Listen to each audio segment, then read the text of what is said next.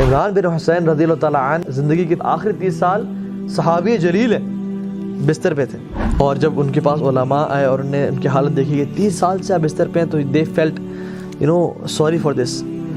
تو انہوں نے کہا کہ تم کیوں میرے بارے میں اتنا برا سوچ رہے ہو؟ تو انہوں نے کہا کہ آپ کی اس حالت پہ ہم لوگ پریشان ہیں، اور اتنی بری حالت تھی کہ he couldn't sit up and he couldn't stand and people they had to dig a hole in this bed کہ اپنے آپ کو ریلیف کریں. وہ ایسی حالت میں امیجن جس میں بیڈ سورس پڑ جاتے ہیں اور جسم میں جو ہے نا مختلف کھڈے ہو جاتے ہیں، دانے نکل آتے ہیں اور جسم خراب ہونے نکلنے شروع ہو جاتا ہے.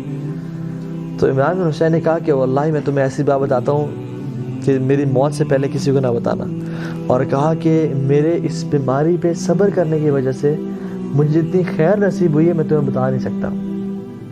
And the angels come to me and they say salam upon me and I reply to their salam and I can hear their salam. اور اللہ تعالیٰ نے میرے لیے اس صبر پہ جو اجر کا بندوبست کیا وہ it's unimaginable. And he said in a statement which was amazing. He said what is dearer to Allah is dearer to me. جو میرے رب کو پسند ہے وہ مجھے پسند ہے، کیونکہ جو چیز ہوتی ہے اس دنیا میں اللہ کے حکم سے ہوتی ہے، اللہ کی مرضی سے ہوتی ہے. چاہے پتہ بھی گرتا ہے وہ اس کی مرضی سے کہہ رہا ہے. تو اگر میں جا رہا ہوں، میرا ایکسیڈنٹ ہوا اور میرا ہاتھ کٹ گیا تو اس میں اللہ کی مرضی تھی، لیکن مجھ میں وہ سمجھ نہیں تھی. ہو سکتا ہے کہ میرے ساتھ سے کسی کا قتل ہونا ہوتا یا میں ساتھ ایسے گناہ کرتا جو مجھے جہنم میں لے جاتا، لیکن اللہ تعالیٰ نے مجھے بچانا چاہا اپنے کامل علم کی وجہ سے. سو ہر چیز اللہ تعالیٰ کی اس میں خیر و برکت بھری ہوئی ہے. واللہ یعلم وانتم لا تعلمون. اللہ تعالیٰ جانتے ہیں لیکن تم اس بات کو نہیں جانتے. عبداللہ بن مسعود رضی اللہ تعالیٰ عنہ کہا کرتے تھے کہ I would prefer eating a burning coal. It burns what it burns and leave what it leaves, no matter how much damage it creates and causes, rather than saying کہ I wish Allah subhanahu wa ta'ala have done it this, جو اس نے نہ کیا ہو، یا میں یہ کہوں کہ کاش اللہ تعالیٰ یہ کام نہ کرتے جو اس نے کیا ہو.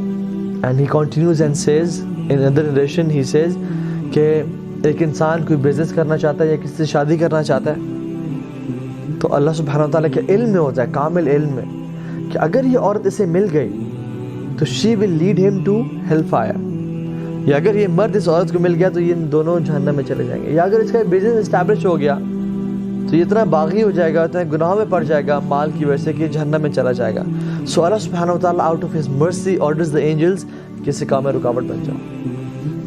اور جب اس کا کام نہیں ہوتا تو وہ پھر قسمیں کھاتا ہے کہ واللہ مجھے نظر بد لگ گئی، واللہ مجھ پہ جادو ہو گیا، واللہ میں برباد ہو گیا. بٹ ابن مسعود says کہ this is nothing but the blessing and bounty of Allah subhanahu wa ta'ala on this person. سبحان اللہ.